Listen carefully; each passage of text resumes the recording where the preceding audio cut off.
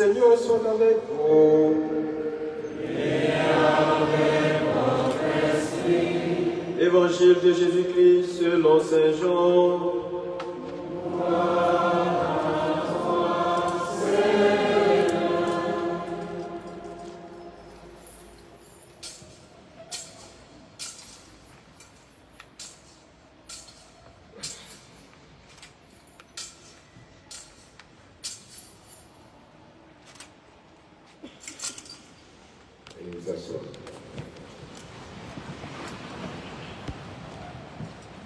En ce temps-là, Jésus déclara, « Amen, Amen, je vous le dis, celui qui entre dans l'enclos des brebis sans passer par la porte, mais qui escalade par un autre endroit, celui-là est un voleur et un bandit. Celui qui entre par la porte, c'est le pasteur, le berger des brebis. Le portier lui ouvre et les brebis écoutent sa voix. Ces brebis à lui, il les appelle chacune par son nom et les fait sortir. Quand il a poussé dehors toutes les siennes, il marche à leur tête et les brebis le suivent car elles connaissent sa voix. Jamais elles ne suivront un étranger, mais elles s'enfuiront loin de lui car elles ne connaissent pas la voix des étrangers. Jésus employa cette image pour s'adresser aux pharisiens, mais eux ne comprirent pas de quoi il leur parlait. C'est pourquoi Jésus reprit la parole. Amen, amen, je vous le dis, moi, je suis la porte des brebis. Tous ceux qui sont venus avant moi sont des voleurs et des bandits, mais les brebis ne les ont pas écoutés. Moi, je suis la porte. Si quelqu'un entre en passant par moi, il sera sauvé. Il pourra entrer, il pourra sortir et trouver un pâturage. Le voleur ne vient que pour voler, égorger, faire périr. Moi, je suis venu pour que les brebis aient la vie en abondance. Vérité. Acclamons la parole de Dieu.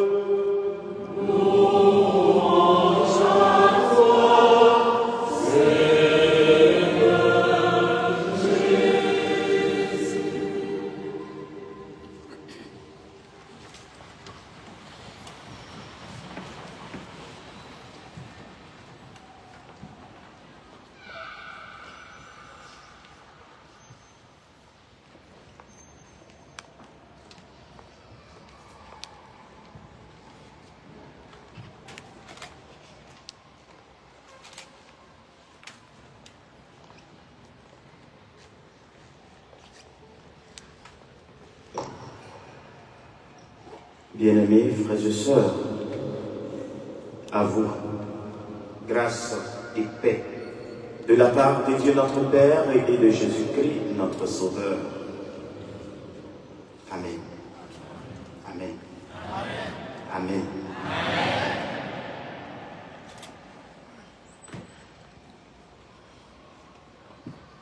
Combien d'entre nous, en suivant leur professeur, ont désiré un jour être à leur tour professeur? Combien d'entre nous, en observant un médecin agir avec joie, sérénité et confiance, ont désiré être un jour médecin? Combien d'entre nous, en voyant maman à la maison cuisiner avec joie, amour, tendresse, ont désiré être plus qu'un cordon bleu? Combien d'entre nous, et observer peut-être un ami dans sa vie de foyer. Comment il vit avec sa femme? Voyant leur complicité, on désirait être aussi dans un foyer et vivre la même chose.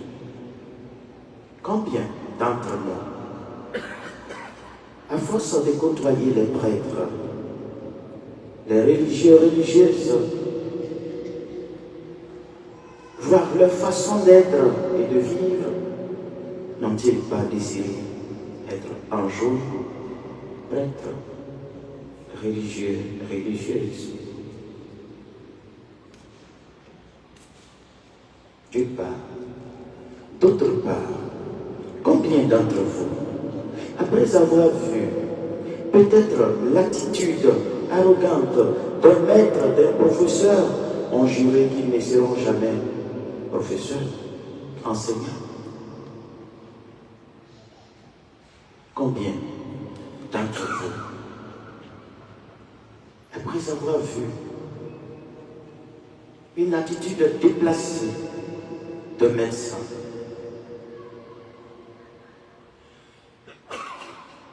ont juré qu'ils n'exerceraient jamais dans ce corps de métier?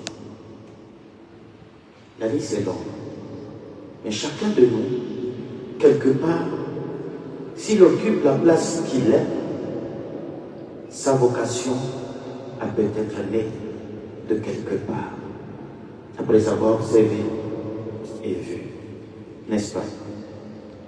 Je vous raconte cette belle histoire. Un monsieur qui vivait avec sa femme, un planteur.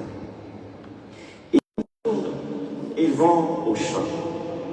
Vous savez, sur notre côté ici, quand on va au champ, peu importe la condition de la femme, c'est elle qui doit transporter les bagages. L'homme, avec la machette, soit est devant, soit est derrière. N'est-ce pas? Alors l'expérience c'est que un jour, en revenant du champ, d'abord la femme enceinte, avec un autre bébé sur le dos et un troisième à côté dans sa main, portant les fardeaux sur la tête, marchant devant, l'homme avec la machette se débrouillait derrière. En traversant le côté de la savane, voici qu'un lion surgit devant. Et comme la femme, occupée par ses bagages, est en train de s'occuper de ce bébé qui la dérange, ne regardait pas en face. L'homme derrière voit le lion. Qu'est-ce qu'il fait? Il se retourne, il voit un arbre, et vite, il grimpe sur l'arbre, laissant sa femme se débrouiller avec le lion. La bataille commence. L'homme se bat, le lion, pour avoir de la nourriture, et la femme se bat pour la survie d'elle et de ses enfants. L'homme, la machette en main, perché sur l'arbre, crie à sa femme: courage, je prie pour toi.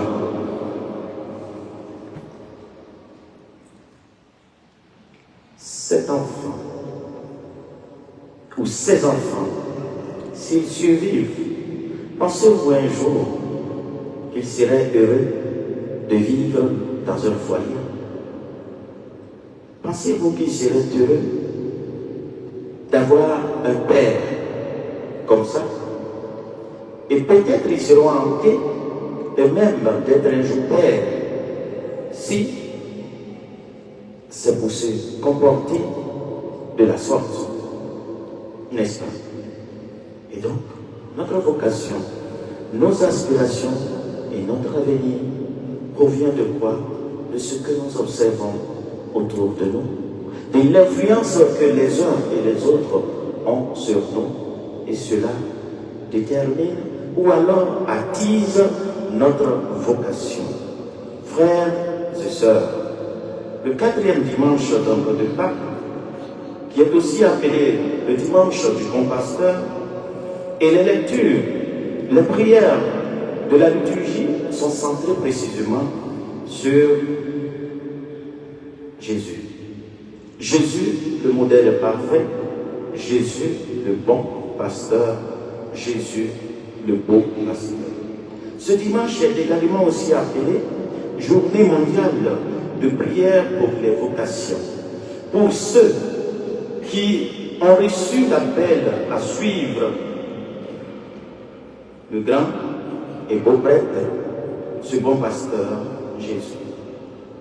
C'est une occasion aujourd'hui, frères et sœurs, une occasion et une grâce de pouvoir méditer sur ce don gratuit de Dieu qui fleurit au plus profond du cœur de chacun d'entre nous. Nous pensons, puisque quand on parle de vocation, on voit qui?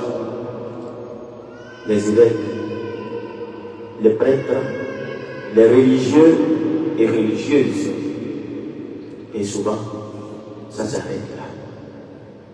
On ne pense pas aux autres. Aux mariés, c'est également une vocation. On ne pense pas à vos différentes aspirations qui est aussi une vocation.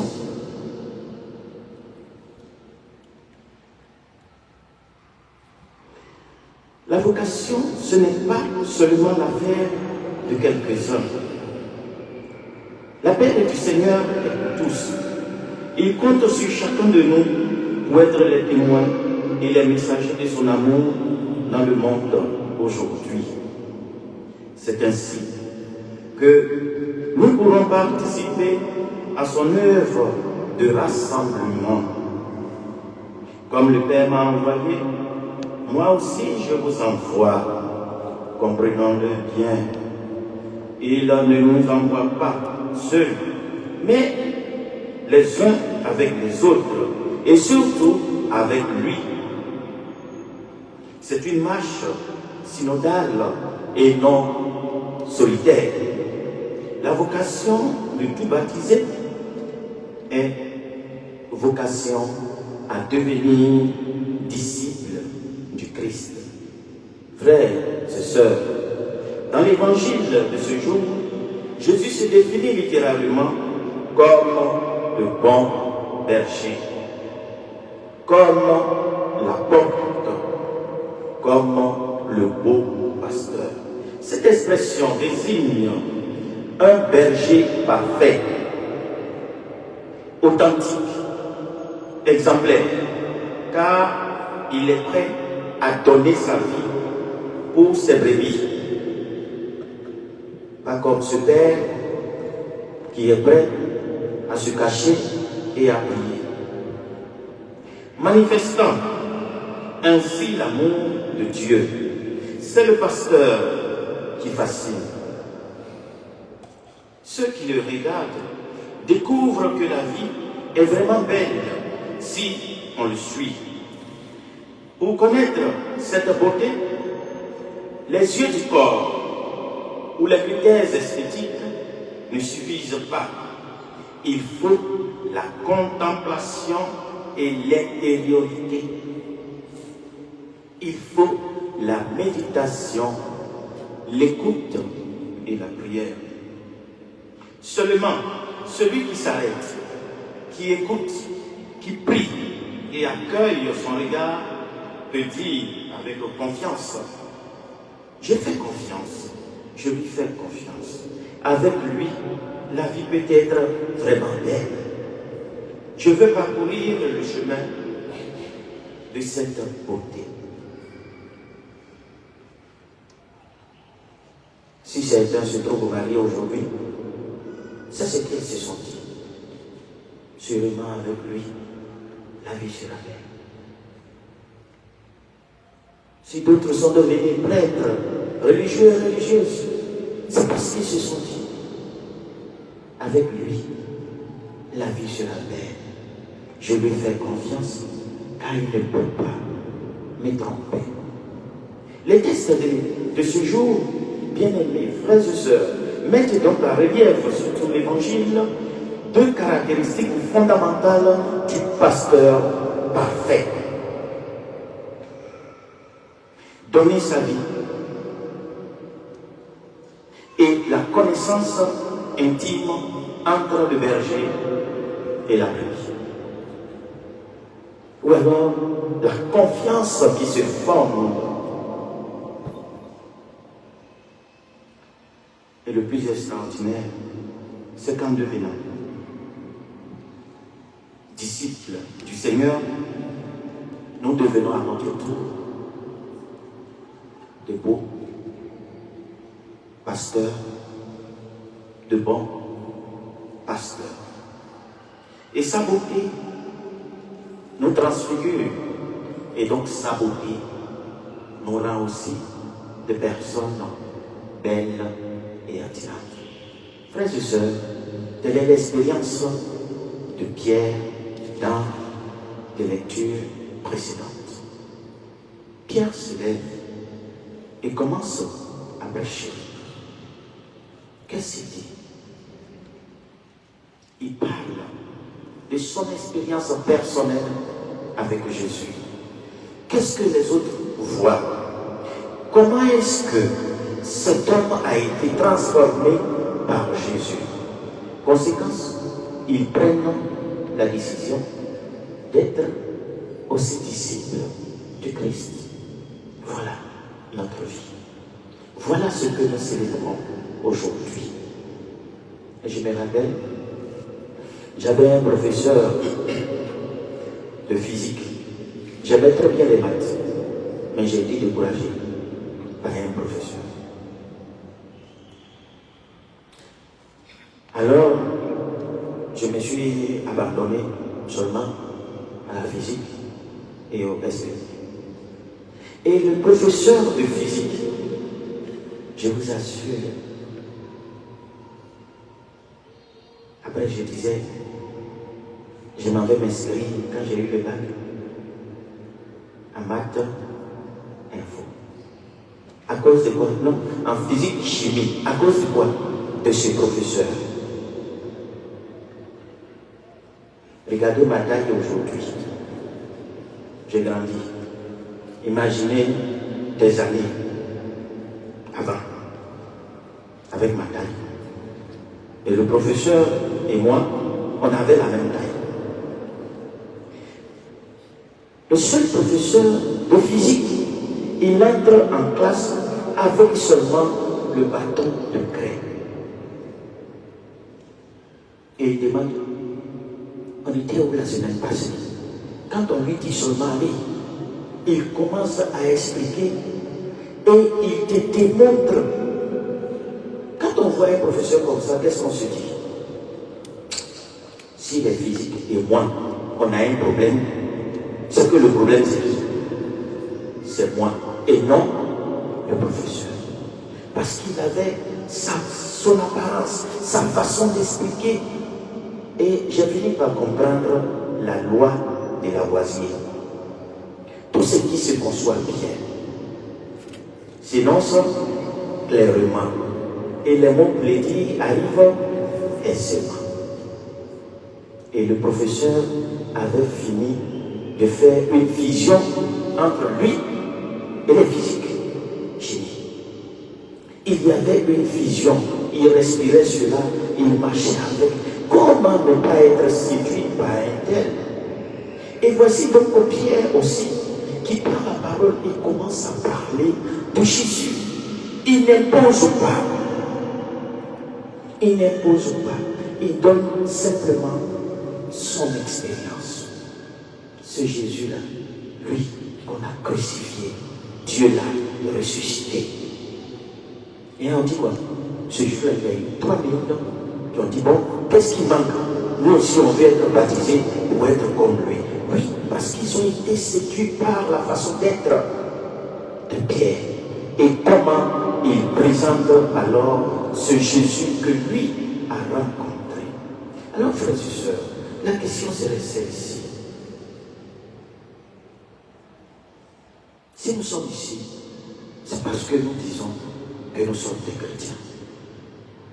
N'est-ce pas? Logiquement, cette église devrait être pleine. Cette église devrait être pleine. Pourquoi? Parce que chacun d'entre nous qui a été séduit par le Christ, comment présente-t-il des difficultés à offrir le Christ et alors à voir que les uns et les autres se laissent toucher par le Christ et deviennent aussi chrétiens? Alors, la deuxième partie de l'évangile nous dit quoi? Jésus nous dit que d'autres viennent pour faire quoi? Ce sont des mercenaires. Ce sont des mercenaires. J'ose croire qu'il n'y a pas de chrétiens mercenaires. J'ose croire qu'il n'y a pas de professeurs mercenaires. J'ose croire qu'il n'y a pas de médecins mercenaires. J'ose croire qu'il n'y a pas de parents mercenaires. J'ose croire qu'il n'y a pas d'enfants mercenaires.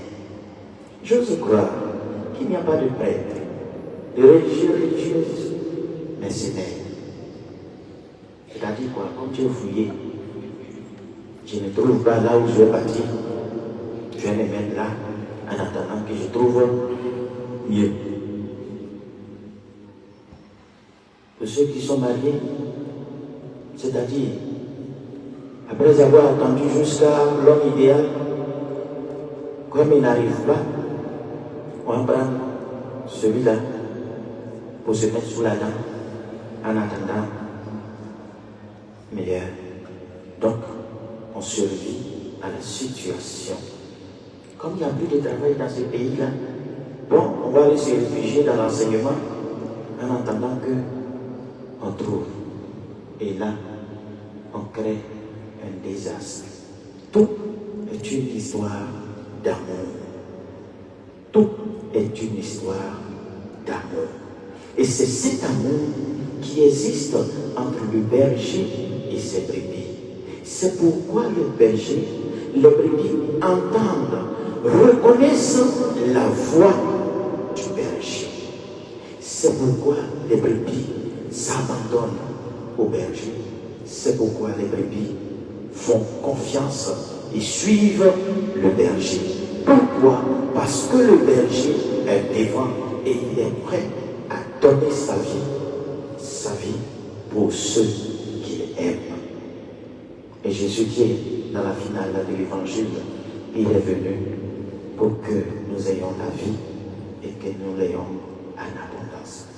Bien-aimés, frères et sœurs, c'est le lieu aujourd'hui donc de prendre conscience de ce que nous sommes les uns pour les autres, de l'influence que nous avons les uns pour les autres, et de faire de nos familles, de nos paroisses, de nos communautés religieuses, de véritables enclos où les brebis écoutent la voix du bon et beau berger, et à nous engager toujours à plus créer des contextes favorables afin que ce don de la vocation puisse être accueilli, nourri, préservé et accompagné pour porter des fruits en abondance. Ce n'est que si nos milieux rayonnent de foi vivante, de prière constante, d'un accompagnement fraternel, que l'appel de Dieu pourra s'épanouir, mûrir, devenant un chemin de bonheur et de salut pour chacun et pour le monde. En nous engageant sur la voie que Jésus nous présente aujourd'hui, c'est-à-dire en acceptant de le prendre pour modèle, mais aussi en acceptant de passer par lui, par le baptême et la conversion vraie, que lui nous indique, alors nous pourrons apprendre à mieux le connaître, à mieux nous connaître, à mieux connaître le Seigneur, à discerner sa voix dans tous les événements. Aujourd'hui, frères et sœurs, il n'est plus question de proposer un chemin comme des parents qui regardent les enfants et leur disent: je voudrais que tu sois prêtre. Je veux que toi tu sois religieuse parce que c'est ce que j'ai désiré et je prie pour que le Seigneur prenne un enfant dans ma famille. C'est bien de proposer, mais il nous appartient désormais d'accompagner chacun, de nous accompagner plutôt à découvrir notre propre vocation. Notre propre vocation. Nous accompagner à découvrir. Et en découvrant, nous apprenons à quoi? À aimer ce que nous découvrons et à le faire fructifier. Prions les uns avec les autres. Prions les uns pour les autres. En ce jour où nous célébrons la journée mondiale de prière pour les vocations, afin que le Seigneur suscite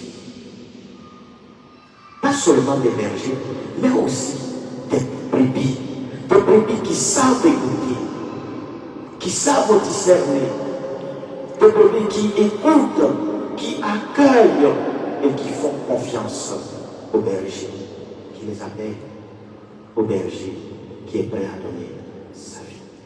Aujourd'hui, chacun de nous est berger. Nous sommes appelés à être de bons bergers, de beaux bergers. Chacun de nous est brebis. Nous sommes appelés à être des brebis qui écoutent, qui se laissent conduire. Jusqu'aujourd'hui, les brebis que nous avons ne veulent plus se laisser conduire. Et ces brebis, prions pour que nous ne soyons pas ces brebis qui ne se laissent pas conduire. Mais prions pour être ces brebis qui acceptent de demeurer dans cet enclos où le bon et beau pasteur, beau berger, entre par la porte, où lui est la porte, lui est la vie, aujourd'hui, demain, pour les siècles des siècles.